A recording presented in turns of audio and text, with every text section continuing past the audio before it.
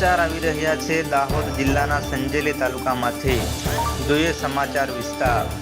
મળતી માહિતી અનુસાર તારીખ 5/6/2025 ને ગુરુવારના રોજ સંજેલી તાલુકાની અંદર ગ્રુપ ગ્રામ પંચાયત ડુંગરાના ઉમેદવાર કામોળ વિનોદભાઈએ સરપંચ માટેની ઉમેદવારીના ફોર્મ ભરવા માટે સંજેલી તાલુકાની અંદર ઢોલ સરાણીના તાલે રમતા ઝૂમતા સંજેલી તાલુકાની અંદર લોકટોળા જોવા મળ્યા હતા અને સરપંચની ઉમેદવારી નોંધાવી હતી।